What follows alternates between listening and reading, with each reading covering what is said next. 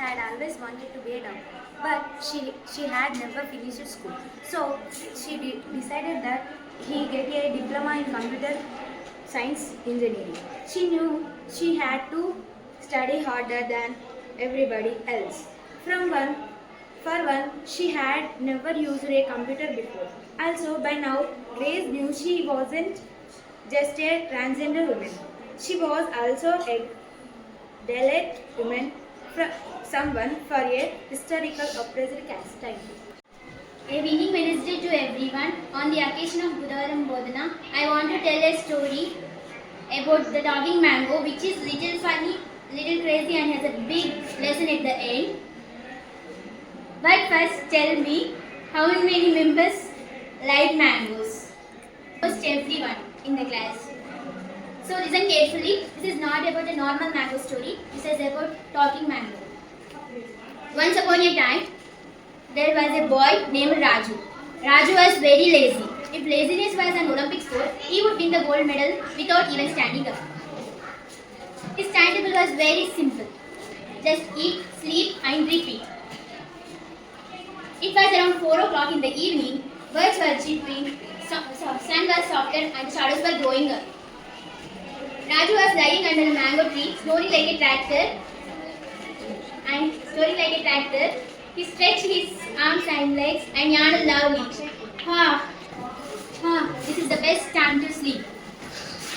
Suddenly, thud! A mango fell on his Shit damage. A wonderful Wednesday to everyone. Today I am going to tell about a story on the occasion of Budhavaram Bodhana. When time stood still for a long ago, sun and the moon fell in love, but they could never meet. One ruled the day and another one the night. They chased each other endlessly, always close yet always apart. The most beautiful but the saddest game of the hide and seek in the universe. The heavens felt sparrows. The gods see their endless ending to meet.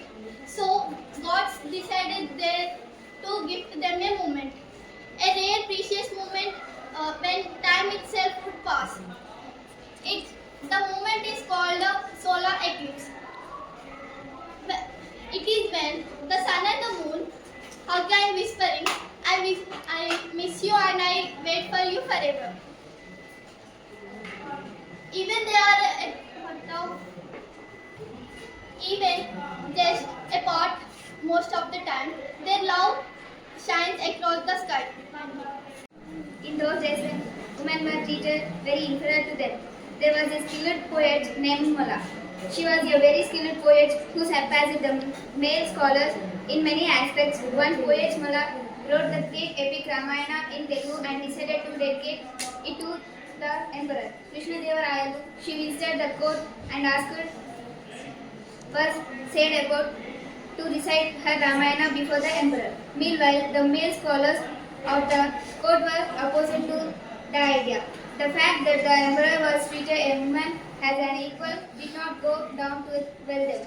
The poisoned Tenali Rama's mind and asked him to stop the recital. Influenced by them, Tenali Rama rose from his seat and recited a poem to her. He then asked her to explain the meaning. Now, the poem was created in such a manner that it could be embellished for a woman to explain what it meant.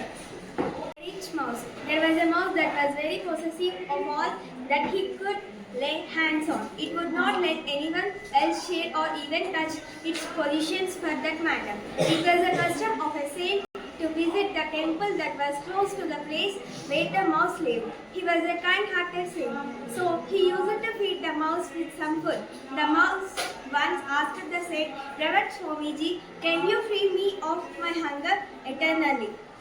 The saint also promised, I will surely help you, and put the mouse into a crystal cage, saying, as long as you are inside this cage, you will not feel hungry at all.